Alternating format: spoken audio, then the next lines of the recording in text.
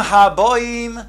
Welcome everyone. We're about to begin Be'ezras Hashem together on Daf Chof Amud Beis. Starting with the new Mishnah on Daf Chof Beis Amud Aleph. After the speaking about the first payis for the Trumas Hadeshin, now the Mishnah speaks about the second payis of the four payosos. Says the Mishnah, HaPayis Hasheni, the second payis, Mi Shoichet. They cast lots to determine first of all who is the one who does the shechita of the korban tamid. Mi zorek, who is zorek the dam on the mizbeach. Mi bedashen mizbeach hapnimi, who is the one who takes the ashes off the inner mizbeach. Umi medashen es ha-menorah, who is the one who takes the ashes from the menorah. Umi male evarim lekevesh, and who is the one who brings up the evarim on the kevesh, the ramp of the mizbeach. Now the Mishnah states the protim of these parts, haroish v'haregel. In regards to being male the evarim, we first begin with the roish and the regel, the head and the back leg, the hind leg, the right one. Ushtei hayodayim. The next avodah is bringing up the two yadayim, the two forelegs. Ha'oiket v'haregel. The tail, which includes also the spine area, and the regel, the front left leg, v'hachazei v'hageira, and the chest and the throat area, which includes also different avarim over there, the liver, and so on.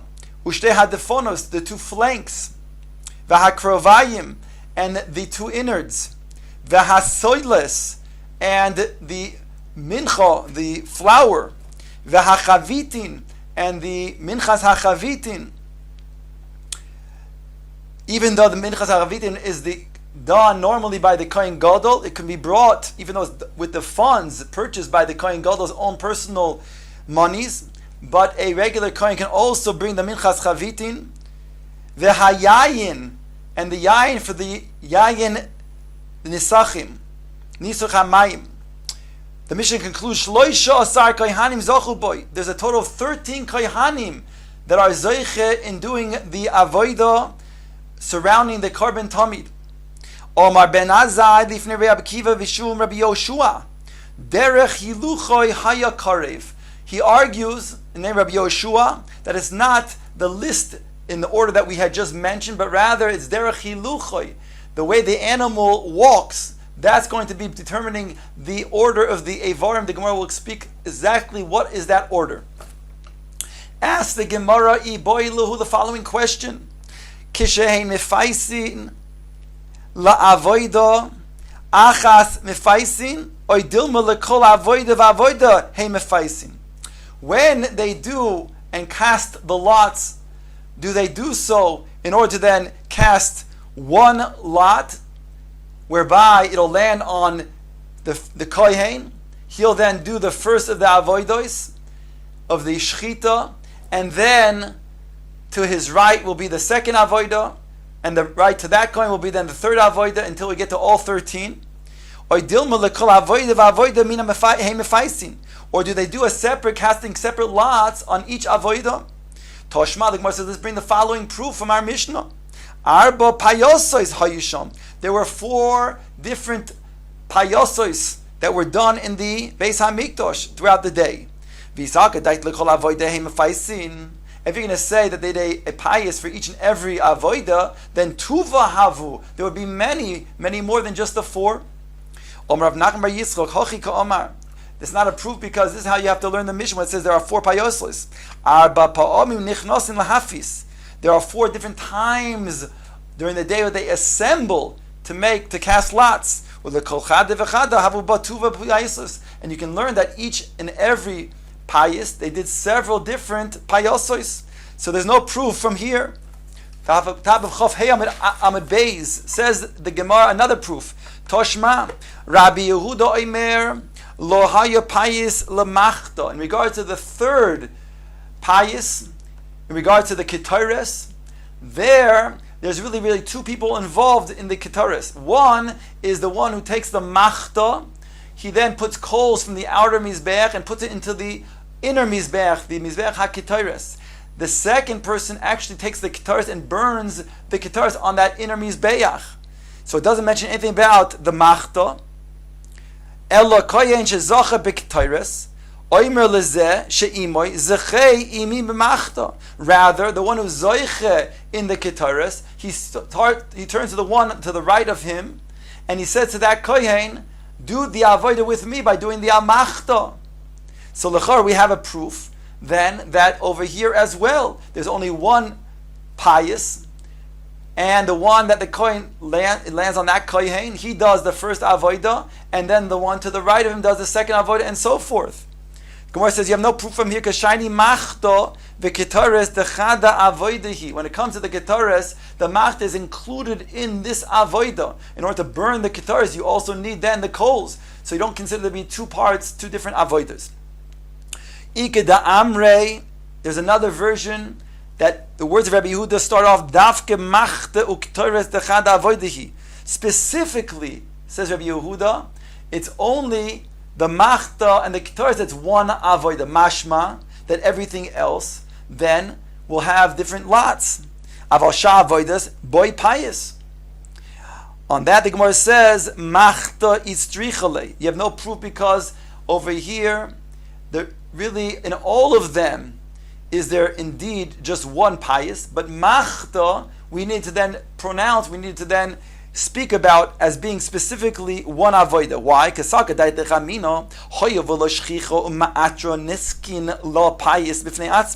Since when it comes to the ketaris, since it's something that is not shchiach, and it causes the bailim, in this case the kohanim that perform, to be then misasher, become wealthy as a result of the ketaris, therefore you might think there has to be a separate pious for the machta as well. On that we have to emphasize, no, the machta has one pious together with the ketaris.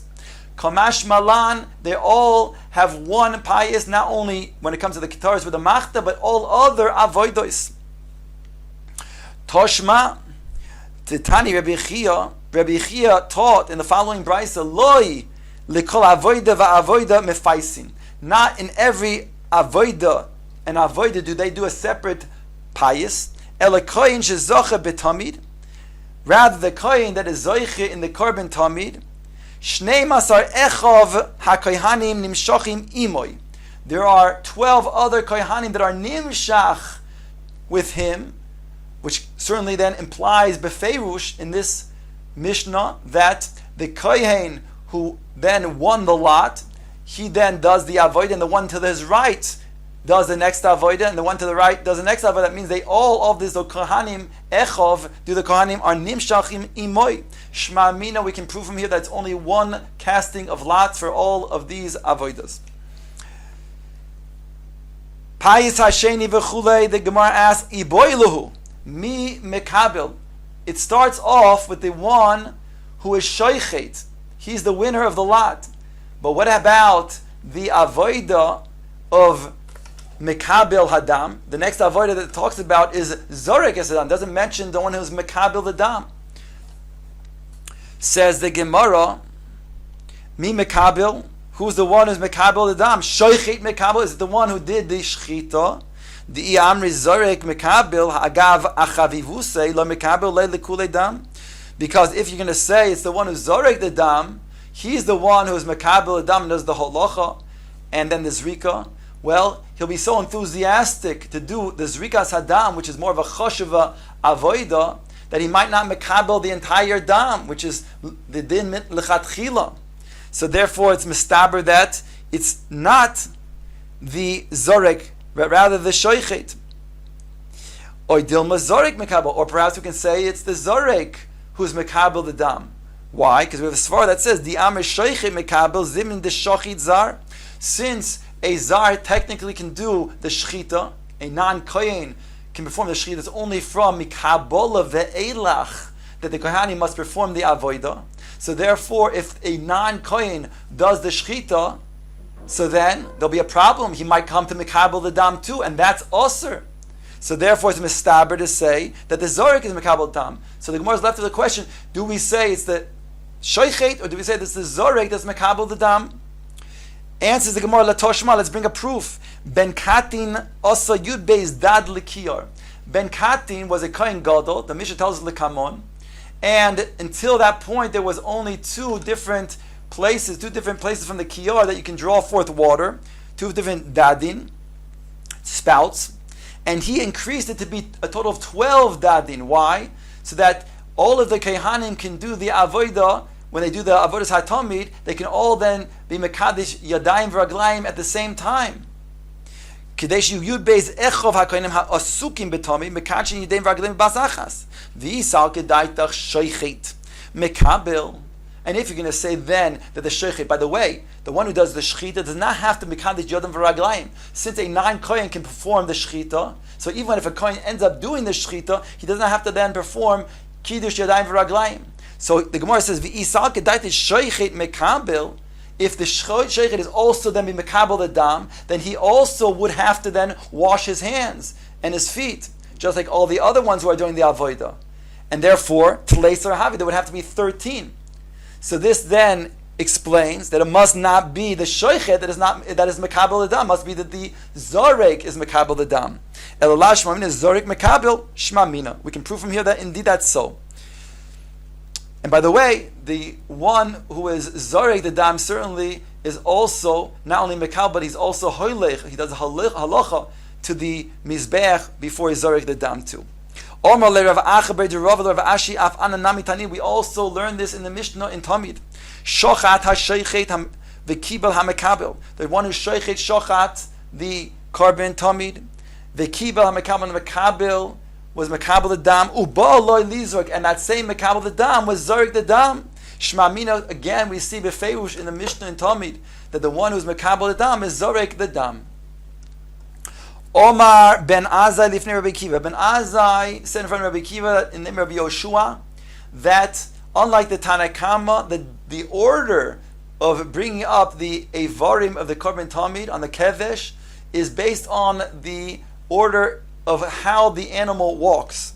So now the Bryce explains that order. Tanarabanan Keitzad derech hiluchay. What is the way that the animal walks? What is that order? Says the Bryce haroish v'haregel. That remains, of course, the same. Then it says hachazei v'hageira, the chest, the breast, and the geira, and the throat area.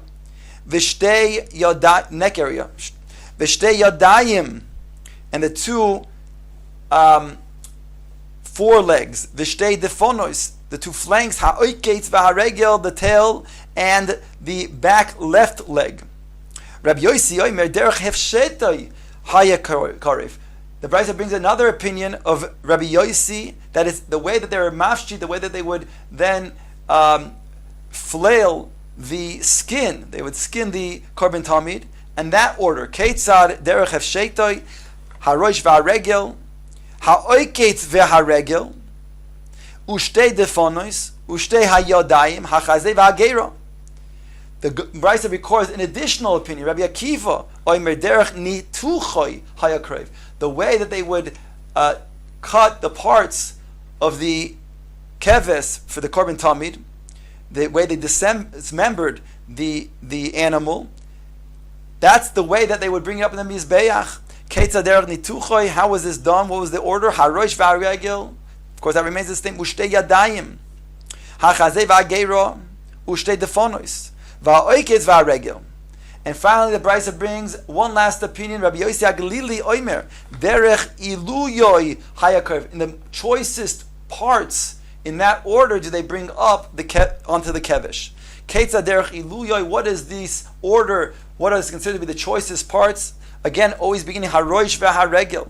Afterwards, hachazei v'hageira, ushtei hadefonos, ha'oiketz v'haregel, ushtei hayadayim. Now the Gemara asks that if indeed this is going to be the order of this last opinion, Rav Yossi HaGalili, that states over here that the shtei hadefonos precedes the oiketz and the regel, asks the Gemara, v'haksiv, it's in the posuk, Kol nesach toiv yerech v'kosef. In terms of the choice way of the parts, it's yarech, that's the thigh, referring to the leg, v'kosef, and the shoulder.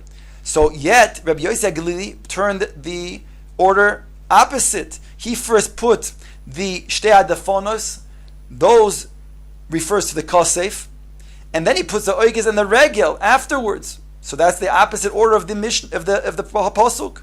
Answer the Gemara, Hahu bekechusha. The pasuk is referring to the kechusha.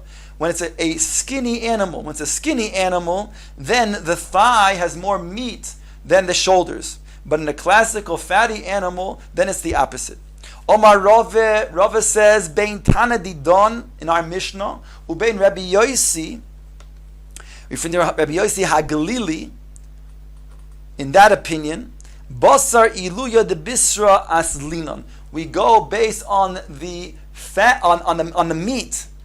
Is the way we determine the order. However, what's the difference then? Mar azil basar evro de bisra. Our Mishnah, our Tana, he goes based on the evarim that have the meat as being taking priority. Umar also basar shamno de bisra. Whereas Rabbi Yossi Galili goes after the fat that is considered to be the choicest, and therefore it's in that order. Ask the Gemara, my time is salka regel bahadi reisho. We said that the rosh comes first. Why is the regel, which refers to the back right leg, why does that come together with the rosh? Ask the Gemara. Mishum, says the Gemara, the reisha nefishe bei atzomois. Since the head is filled with bones, so not much meat there. Karva regel bahadei, so the right hind leg goes together with, in order to then be mashlim that roish with more meat. And why the right leg and not the left leg? Because the right is always considered to be preferred.